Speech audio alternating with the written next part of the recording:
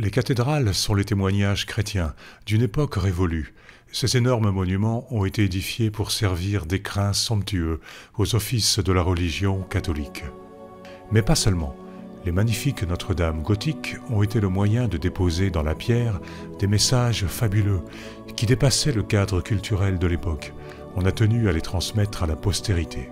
Nous allons aborder certaines sculptures décoratives d'une façon totalement novatrice. Nous découvrirons comment ces œuvres sont codées, d'une façon logique, accessible à tout le monde. Une certaine connaissance des civilisations exogènes a manifestement été prise en compte avec intelligence, afin qu'elle soit transmise aux générations futures dans la perspective d'un dévoilement public attendu.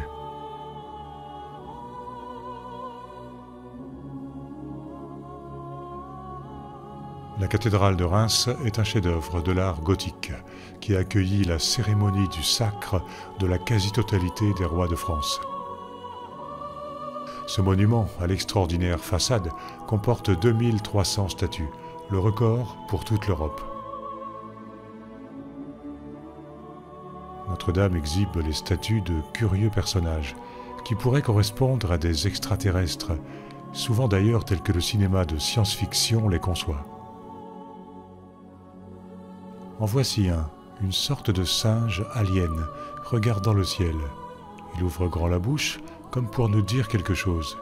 On voit sa langue, ce qui peut évoquer l'expression ancienne « avoir courte langue », dans le sens de « garder le secret ».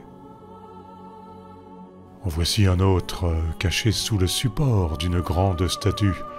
Sa crête sur la tête et ses pieds transformés en pattes griffues font penser à un être originaire d'un autre monde. Nous savons que ce genre de personnage peut s'interpréter en tant que démon. Guettant le fidèle qui va entrer dans la cathédrale, il se colle à l'extérieur, tentant de prendre d'assaut le temple sacré dédié au Christ.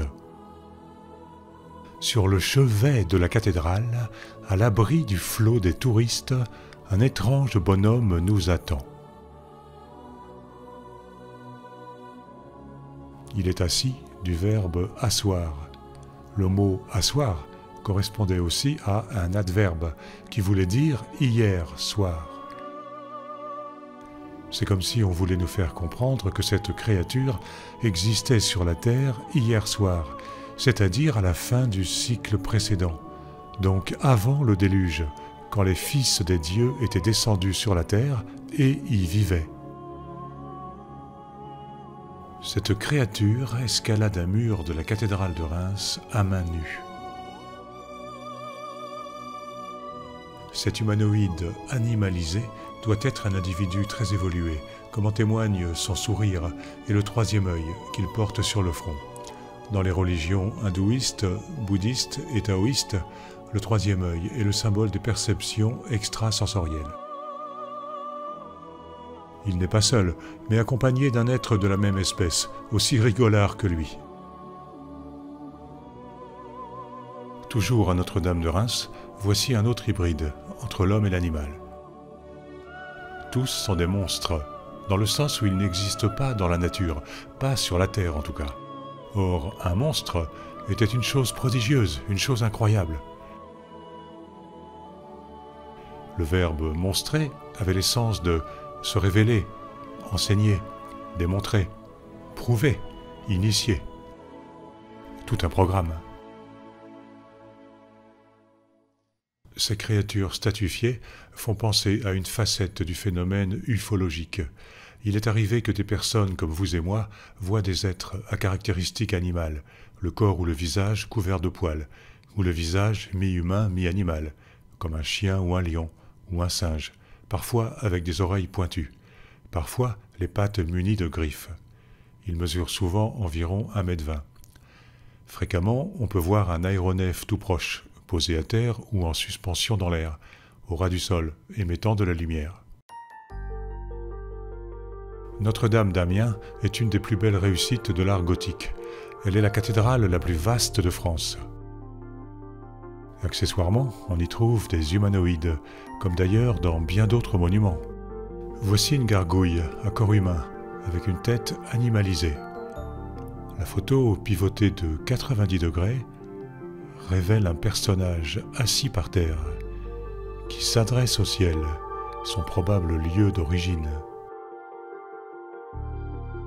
Celui-ci est assis sur un cylindre, ce qui est une forme d'ovni classique, dite en forme de cigare.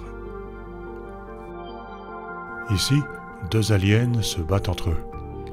On nous indique une oreille, ce mot pouvant se décomposer en or-ei, c'est-à-dire l'autre bord, l'autre côté. Des créatures étrangères sont-elles cachées sur le bord de notre monde, dans la marge? Celui-ci, du genre femelle, a des ailes, mais sur les fesses. On peut remarquer que le vieux mot « nage » voulait dire « fesse » et qu'il est une anagramme de « ange ». C'est une bribe de tout un arrière-plan à base de jeux de mots. Celui-ci est à cheval sur sa monture, un animal fabuleux qui n'existe pas sur la terre, un monstre, une chose prodigieuse. En l'occurrence, cette monture ailée pourrait symboliser la machine volante de l'être. Quittons Amiens et revenons à Reims. Le bon Saint-Remy, qui est associé à la fondation de la monarchie française, pour la raison qu'il a baptisé le roi Clovis, nous attend. Il est occupé à chasser des démons de la ville de Reims. En fait, il est très calme. Il semble plutôt leur dire gentiment au revoir, avec un signe de la main. Saint-Remy était-il en contact avec des êtres extraterrestres? Y avait-il des réunions secrètes où les modalités du codage de l'architecture étaient mises au point? Celui-ci est un nain, comme beaucoup de statues de la cathédrale de Reims. Nous en reparlerons dans une prochaine vidéo. Ce démon tire une courte langue. Il garde le secret sur sa présence sur la terre. L'évêque Remy dit donc au revoir à ses amis d'un autre monde. Il montre la paume de sa main, la vole, pour leur souhaiter un bon retour dans leur vaisseau spatial.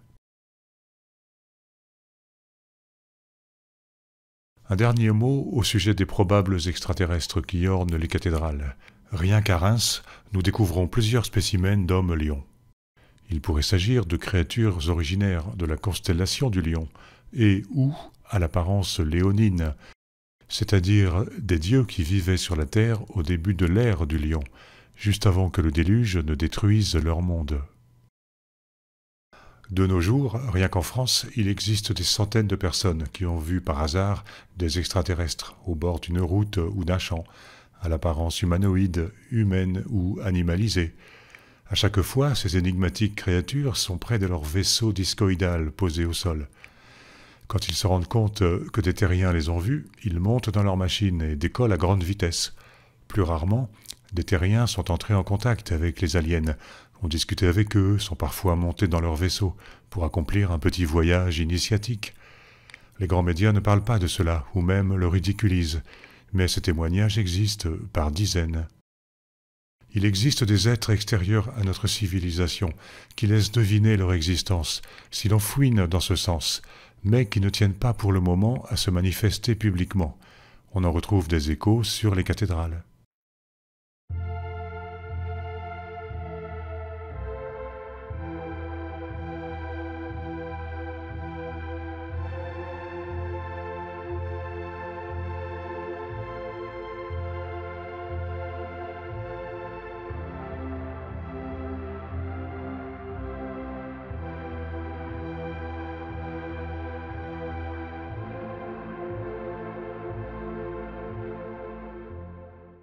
Le tympan du jugement dernier de Notre-Dame d'Amiens est tout à fait typique de l'art gothique. Cette surface évoque les événements qui doivent se produire à la fin des temps, quand s'accompliront les prophéties du livre de l'Apocalypse. Des anges sonnent de la trompe,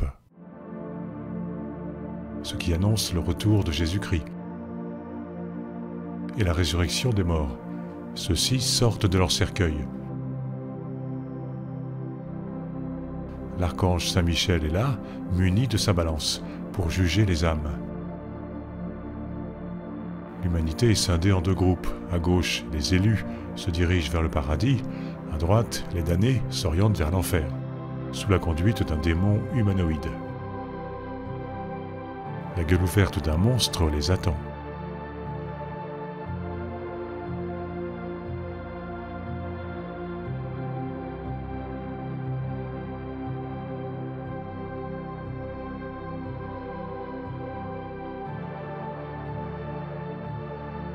à l'un des portails du jugement de Notre-Dame de Reims, on retrouve le Christ qui revient sur la terre.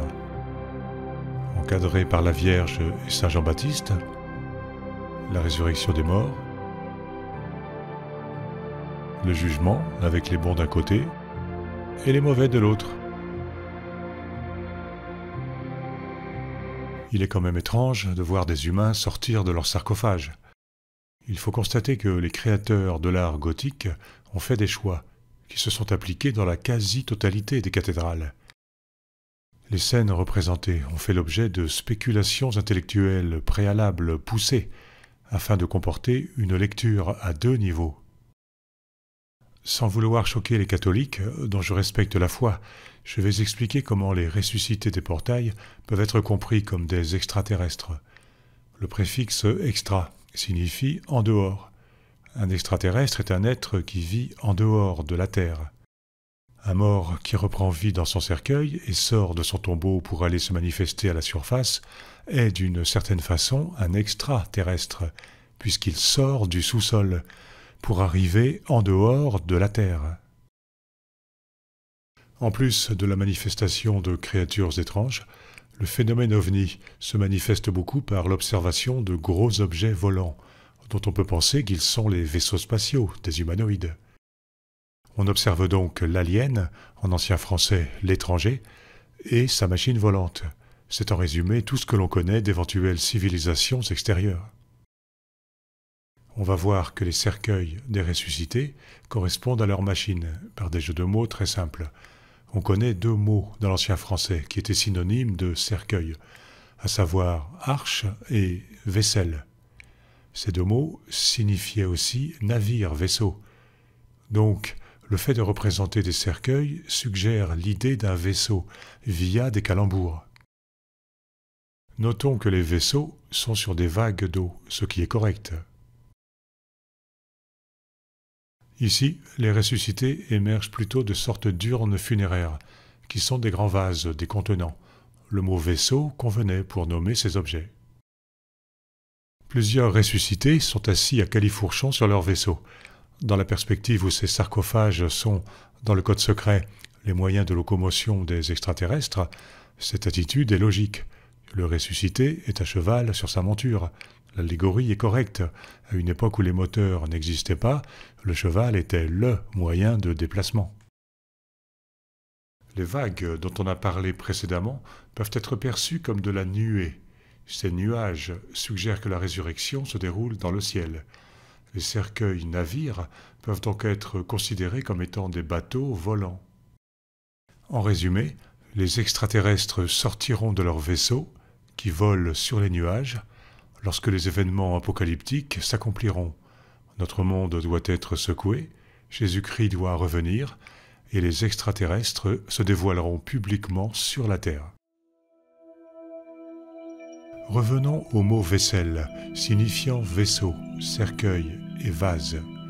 Il nous mène vers le mythe du Graal. Pour certains écrivains du Moyen-Âge, le Graal était un objet extraordinaire, recherché par les chevaliers de la table ronde. Dans une version, le Graal était considéré comme étant un vase ou une écuelle. Il était le vaisselle. Robert de Boron, notamment, qui écrivit sur le Graal au XIIe siècle, le nomme ainsi. Alors, bien sûr, le Saint Graal peut être considéré comme une réalisation intérieure, mystique, un état d'union avec Dieu, mais d'une façon pragmatique, il doit avoir un rapport avec la vie extraterrestre et les contacts qu'elle a entretenus avec les civilisations humaines du passé. Tout cela se déroulait dans la plus grande discrétion.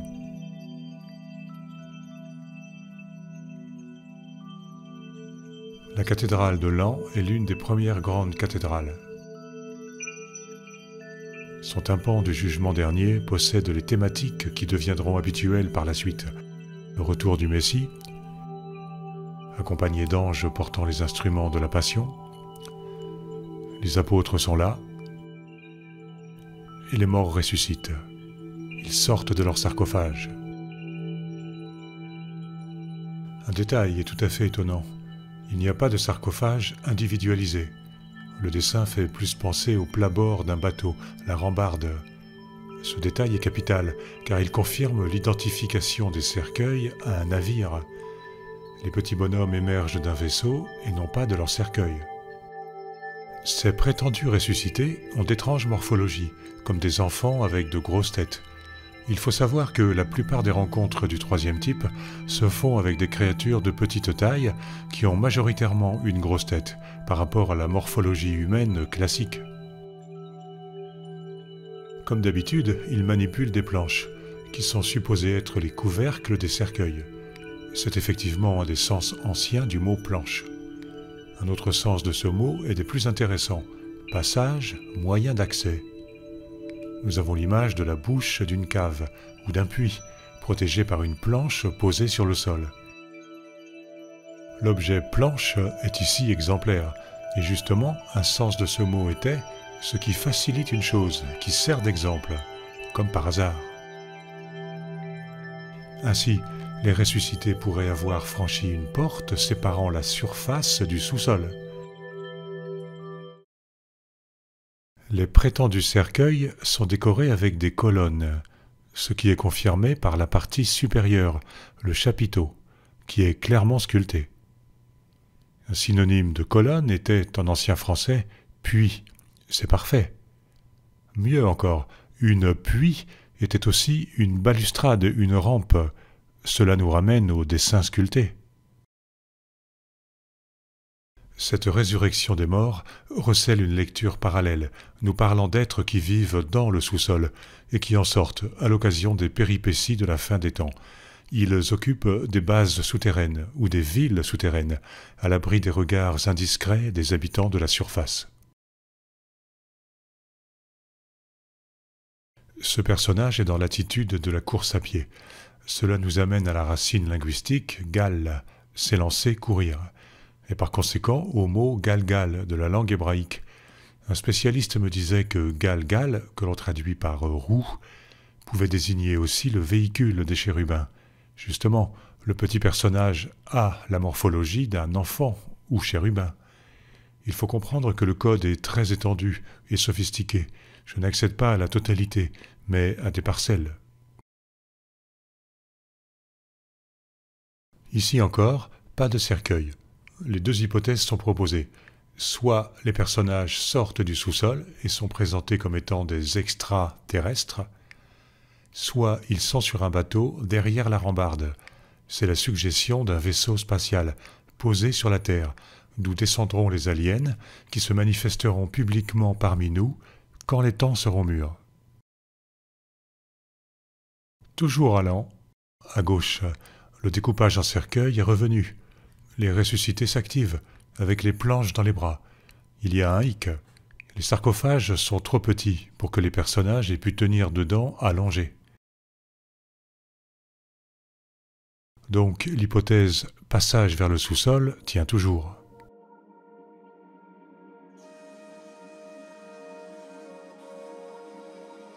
Toute la tradition bouddhiste extrême-orientale reconnaît l'existence d'un mystérieux royaume souterrain. Il serait situé en Asie, dans les profondeurs de la Terre. On le nomme Agartha. Il est censé être habité par des millions de personnes sages. Il serait relié au continent de la surface par un vaste réseau de galeries souterraines. On dit que les points d'accès à ces souterrains ne sont connus que de certains initiés. Ces entrées sont soigneusement gardées. Des enseignements bouddhistes prétendent que l'Agartha est dirigée par Rigden Gyépo, le roi du monde, qui vit dans la capitale de l'Agartha, appelée Shambhala. Ce roi est en contact avec des représentants de notre monde. Le peintre Nicolas Rerich rencontra au Ladakh un lama qui lui confirma l'existence de l'Agartha et de la ville de Shambhala, dans laquelle vivait le roi du monde. Au Tibet, Rerich apprit que les gens de Shambhala apparaissent de temps en temps dans le monde. Ils y rencontrent des travailleurs de la terre associés à Shambhala. Tout ceci cadre bien avec mes découvertes sur l'architecture de l'Ancien Régime. Certaines données, certains décodages mènent à l'hypothèse d'une civilisation extérieure, très évoluée, qui aurait collaboré avec les bâtisseurs terrestres. Et même, une des finalités du code secret de l'architecture est d'indiquer l'existence de civilisations étrangères caché dans les coulisses. Le royaume de l'Agartha serait dépositaire de manuscrits originaires de la civilisation disparue de l'Atlantide, et même d'autres civilisations encore plus anciennes. L'écrivain et naturaliste du 1er siècle Pline l'Ancien évoque dans son Histoire naturelle des habitants souterrains qui ont émigré dans le sous-sol suite à l'engloutissement de l'Atlantide. Pline affirme que ces troglodytes ont caché dans leur monde des profondeurs un grand et vieux trésor. L'écrivain bouddhiste Robert Ernst Dieckhoff écrivait en 1951 « Une science supérieure à toutes celles qu'on trouvera jamais à la surface existe au sein de cet étrange royaume. » Le docteur Raymond Bernard, spécialisé dans le mythe de l'Agartha, confirmait ce point de vue en 1960, ajoutant que ce monde manie des forces naturelles dont nous ne connaissons rien. Il croit que le peuple souterrain se déplace dans les galeries à l'aide de véhicules sophistiqués qui peuvent aussi voler dans le ciel et nous apparaître comme étant les ovnis que l'on aperçoit de temps à autre. L'écrivain Alexandre Saint-Yves d'Alvèdre s'est intéressé à l'Agartha. Il est entré en contact avec un prêtre brahmane hindou qui vivait en France. Celui-ci lui apprit que le peuple souterrain gardait les archives secrètes de l'humanité, avec d'immenses bibliothèques contenant des volumes vieux de milliers d'années, ainsi que des machines les plus parfaites. Ferdinand Ossendowski était un homme à multiples facettes, écrivain, géologue, universitaire, militant politique, aventurier et explorateur. Il tenait d'un lama de Mongolie que le roi du monde souterrain entre en communication avec tous ceux qui dirigent le destin de l'humanité, notamment les gouvernants. Il a écrit « Hommes, bêtes et dieux ». Dans ce livre, il rapporte un déplacement du roi du monde dans une lamaserie du Tibet. Le monarque aurait délivré une prophétie sur l'avenir du monde.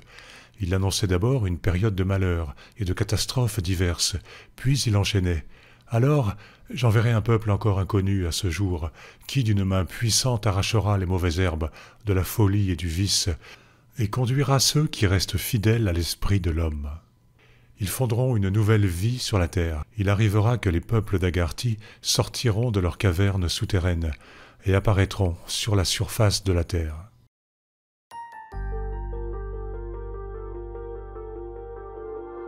La cathédrale Saint-Étienne de Bourges est un chef-d'œuvre de l'art gothique. Elle aussi possède son tympan de jugement structuré d'une façon classique. Jésus est de retour sur la terre, accompagné d'anges qui portent les instruments de la Passion.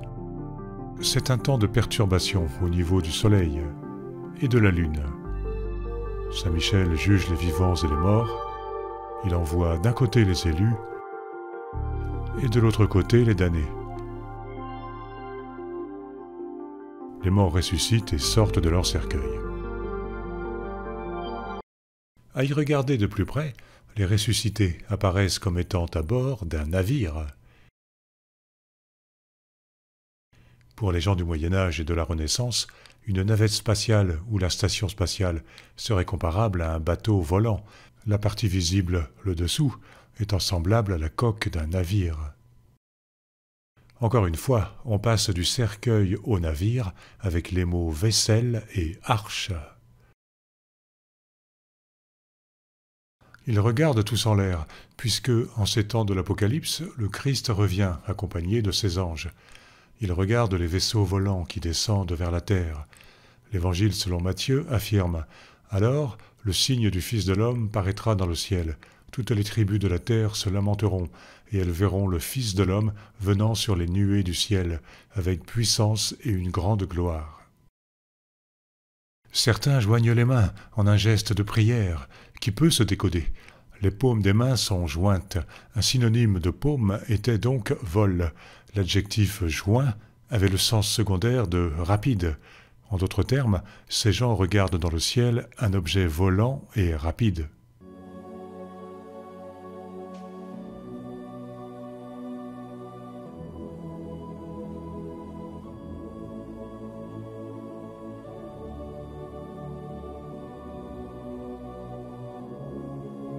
Notre-Dame de Chartres est l'une des plus belles cathédrales de France. Elle est représentative de l'art gothique, complète et bien conservée, sur tous les plans. Elle aussi comporte un portail du jugement dernier. Sur les voussures, les morts ressuscitent. Ils ne semblent pas sortir de cercueil, mais plutôt émerger du sous-sol. Ils ont les mains jointes et regardent le ciel, comme à Bourges.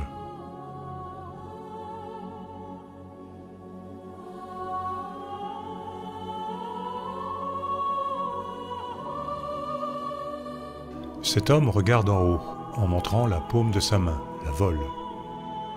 Celui-ci, celui-ci et celui-là indiquent leur poitrine. L'expression « le coffre du corps » était utilisée pour désigner la poitrine d'un animal. Un coffre était une arche, qui était un navire. Ces humains touchent leur coffre et regardent le navire qui descend du ciel, comme par hasard.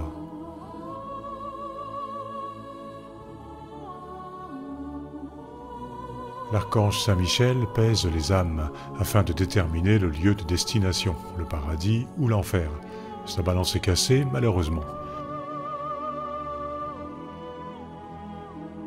Les réprouvés sont emportés par des démons, sous le contrôle d'anges.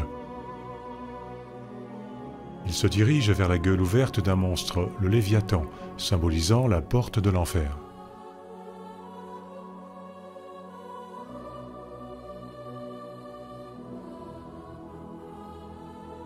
En cette période à venir de révélation, les diables prennent possession des humains qui ont eu des comportements répréhensibles durant leur vie terrestre. Ou alors, en cette période de manifestation publique des extra ou des intraterrestres, la Terre sort enfin de sa quarantaine. Les hommes et les femmes de la Terre sympathisent avec les créatures humanoïdes qui vivent sur d'autres planètes ou dans les profondeurs de la Terre. Celui-ci tire la langue, en évocation de l'expression « avoir longue langue », c'est-à-dire être bavard. Le temps des secrets est terminé. L'homme touche son ventre, son bras étant guidé par la main de l'alien. N'est-ce pas une façon de suggérer que l'espèce humaine est née de créatures extérieures qui seraient venues déposer la vie sur notre planète? Cette femme montre sa vole, comme souvent.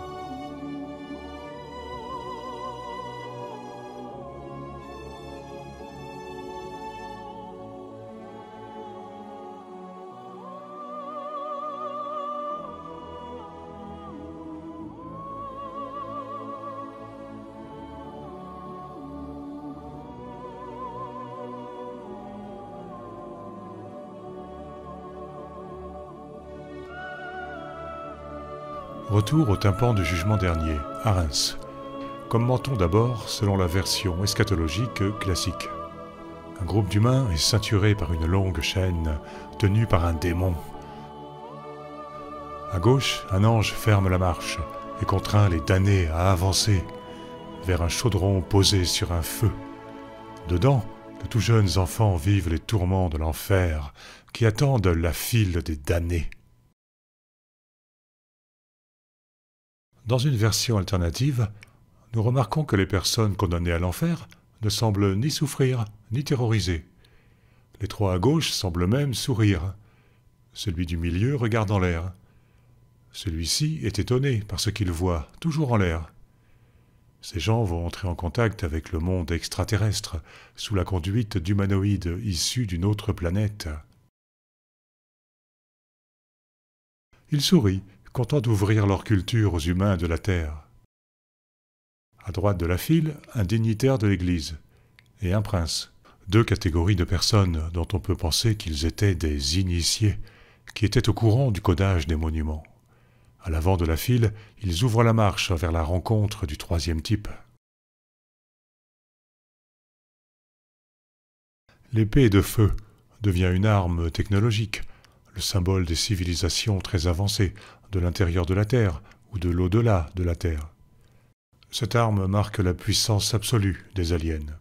Avec la chaîne, il y a l'idée que les terrestres subissent leurs lois d'une façon passive et obligée. La scène comporte un problème de réalisme, puisque les supposés damnés sont trop grands de taille pour entrer dans le chaudron. En ancien français, cette cuve est un vaisseau. Les flammes qui le réchauffent peuvent être comprises comme des lumières intenses, Les ovnis, les engins, émettent bien souvent de puissantes lumières, de différentes couleurs. Il est arrivé que les témoins voient des flammes sortir par le dessous des objets. Il y eut une vague de fusées fantômes en Scandinavie en 1946. Pendant une semaine, l'armée suédoise a reçu les dépositions de plus de 600 témoins. Les gens voyaient des objets en forme de cigares avec des flammes orangées sortant de l'arrière. La comparaison d'un chaudron sur le feu avec un ovni peut s'enrichir d'un élément. Si le chaudron contient de l'eau, il va y avoir dégagement de vapeur. On a vu des objets volants qui émettaient de la fumée, comme un nuage, notamment au décollage. On a dit aussi brouillard, brume. Dans ma vidéo Jésus l'extraterrestre, je montre que la nuée sur laquelle Jésus doit revenir peut être considérée comme l'évocation d'une machine volante. La cuve est pleine de petits personnages, ce qui est surprenant dans la perspective classique. Il faut savoir qu'une bonne partie des centaines d'humanoïdes vus par les témoins sont petits, d'une taille d'environ 1,20 m. Ils portent souvent une combinaison d'une seule pièce, un casque sur leur trop grosse tête. Leur visage ressemble à celui d'un humain, sans être tout à fait similaire.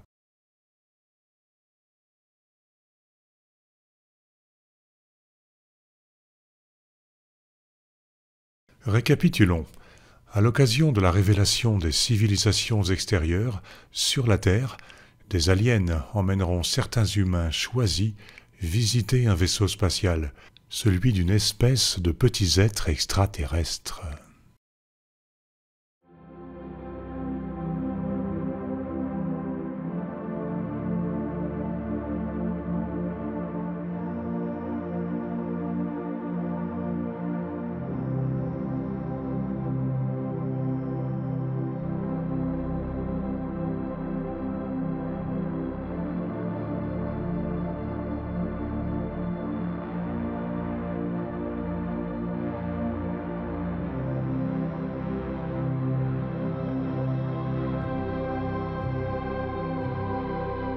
Revenons à la cathédrale d'Amiens. Au portail du jugement, une sculpture d'une voussure reprend le thème des damnés et du chaudron. Cette fois, les damnés sont dans le chaudron, dans le vaisseau, prêts pour une excursion dans l'espace. Les humanoïdes entretiennent le feu du moteur. Attachez vos ceintures, le décollage est imminent. Sur le tympan, les ressuscités sont en prière, les mains jointes. Le regard tourné vers le ciel. Ces deux-là exhibent la paume de leurs mains. Enfin, comme d'habitude, quoi. Bien que ce démon emporte 7 hommes vers l'enfer, ce dernier a l'air de rigoler, ce qui n'est pas logique. Ne s'agit-il pas plutôt d'un extraterrestre qui ouvre à un humain de nouveaux horizons ? À l'autre bout de la file, l'horrible Léviathan ouvre grand la gueule pour engloutir les condamnés. Il avale les âmes et symbolise la porte de l'enfer. De l'enfer au singulier aux enfers au pluriel, il n'y a qu'un pas. Dans la culture grecque, les enfers sont le royaume des morts, un lieu dans le sous-sol, peut-être comme l'Agartha de la tradition bouddhiste. Ces humains s'apprêtent à entrer dans le royaume souterrain, là où vit depuis des millénaires un peuple à l'apparence un peu différente de la nôtre. Dans une variante, la porte est celle d'une base souterraine extraterrestre.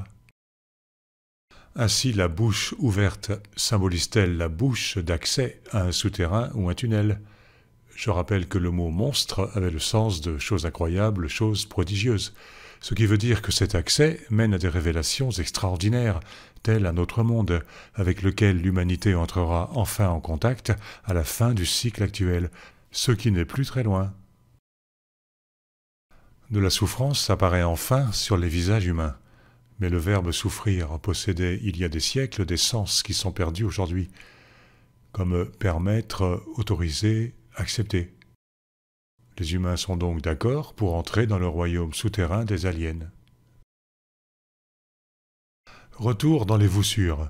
Ce diable étrangle sauvagement un pauvre humain, dont le visage esquisse un sourire. Le gars reste très cool. À côté, la même chose. Cet homme est étranglé par un diable, et il rigole.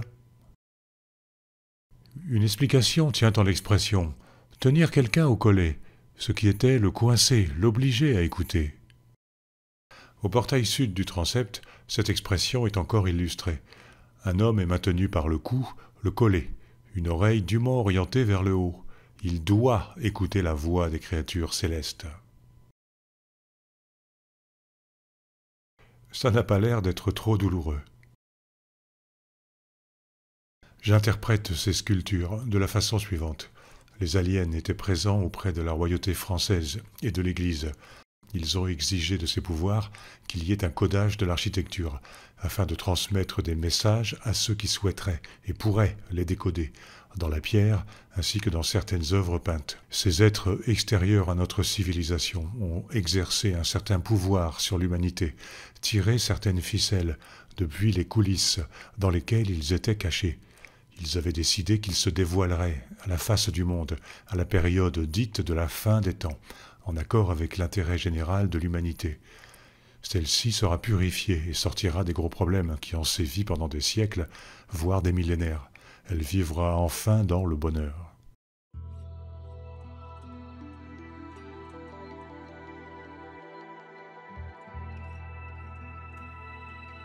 Notre-Dame de Saint-Omer aussi a son tympan de jugement dernier, avec la parousie au retour du Christ, la résurrection des morts, et les réprouvés enchaînés qui se dirigent vers la gueule du Léviathan. Les ressuscités sortent de leur vase ou vaisseau. Il y a le problème récurrent de la taille des sarcophages. Les personnages sont trop grands pour avoir été allongés dedans. L'hypothèse qu'il pourrait s'agir d'accès à des salles souterraines se renforce. Les cercueils deviennent des sortes de margelles de puits. Les prétendus ressuscités sortent du sous-sol. Les démons humanoïdes sont toujours là.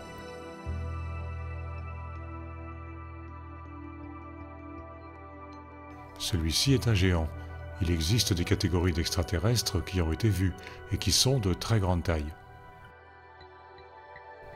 Ces humains ont pris place dans la gueule du monstre, qui va les avaler. Parmi les sens du verbe « avaler », il y avait « faire descendre »,« descendre rapidement », l'avalage étant la descente. Nos visiteurs de la surface vont descendre dans les sous-sols, là où vivent les aliens.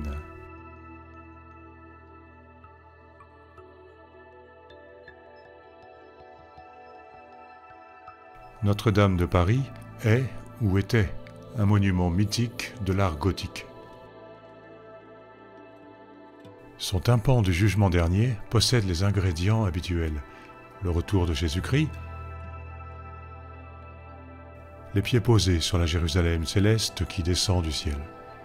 L'archange Michel pèse les âmes. À gauche, les élus.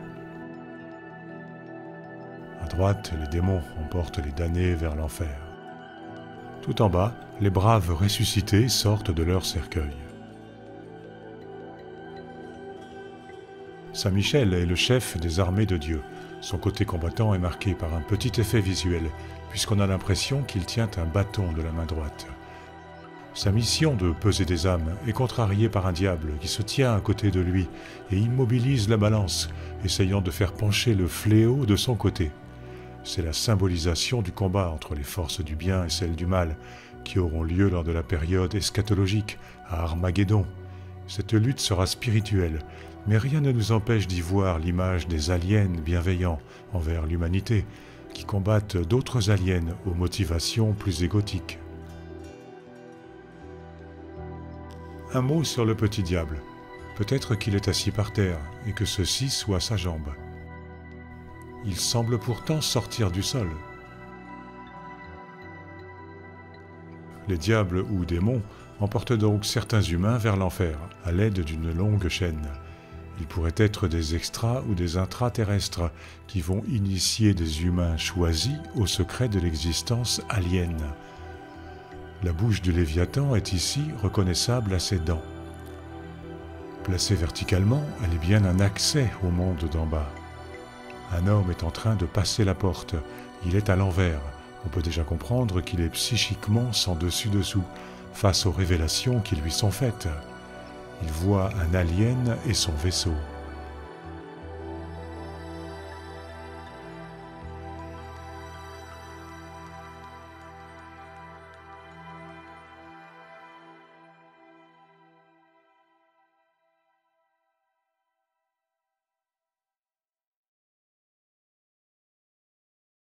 Retour au portail du jugement de Reims. En encadrement du tympan qu'on a vu tout à l'heure, la voussure intérieure évoque la parabole des vierges sages et des vierges folles. Cette allégorie raconte l'histoire de jeunes femmes qui sont invitées à un mariage. Il fait nuit, elles vont chez le marié, munies de leurs lampes. Certaines ont pris la précaution de mettre de l'huile dans leurs lampes. Elles sont sages, alors que d'autres n'ont pas mis d'huile dans leurs lampes. Elles sont folles. Toutes attendent l'arrivée de l'époux. Les femmes folles réalisent qu'elles ne peuvent pas s'éclairer et courent chez le marchand acheter de l'huile. Mais quand elles reviennent, la cérémonie est commencée. Elles tapent à la porte pour entrer, mais l'époux leur dit « Je ne vous connais pas ». La parabole se termine sur ces mots « Veillez donc, car vous ne savez ni le jour ni l'heure », sous-entendu du jour du retour et de l'Apocalypse. En fait, un détail illogique dans les sculptures nous donne une indication cachée quant à la date des événements. Les vierges folles sont représentées en train de vider l'huile de leur lampe, en retournant l'objet. Cela est certainement symbolique, puisque ces femmes jettent leur huile. Elles n'en ont plus, mais ce geste ne correspond pas au texte de la parabole. C'est le genre d'anomalie qui cache une signification importante. Il s'agit d'une allusion au signe astrologique du Verseau, dont le logo représente un homme qui verse l'eau d'un vase.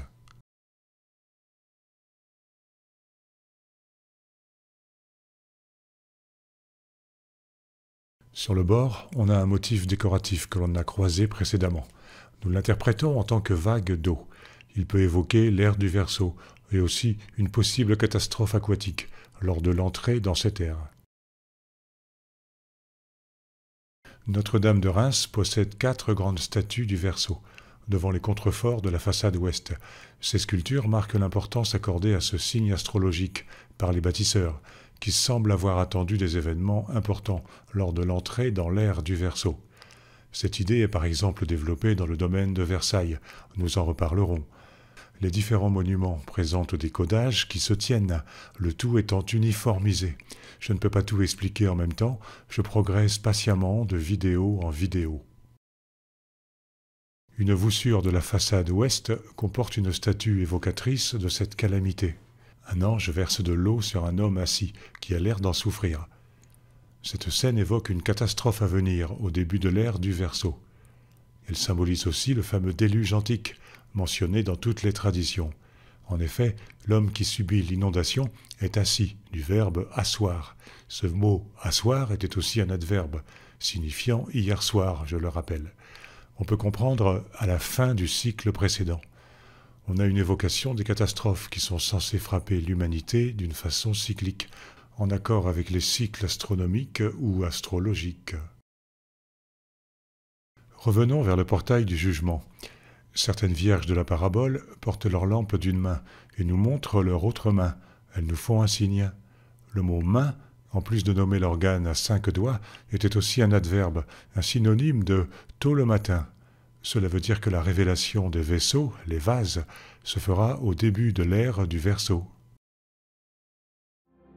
J'avais déjà affirmé que le Christ du retour exhibait ses mains, certes pour montrer ses plaies, mais aussi pour dater l'époque de sa venue, demain, tôt le matin, donc au tout début de la prochaine ère. Le codage peut devenir complexe et multidirectionnel. Ici, la main peut être perçue comme la vole, la paume de la main. On l'a dit, la lampe est un vase, un vaisseau. Le liquide qui se verse a la forme d'une flamme. On a l'image d'un vaisseau qui vole, propulsé par un moteur dégageant du feu.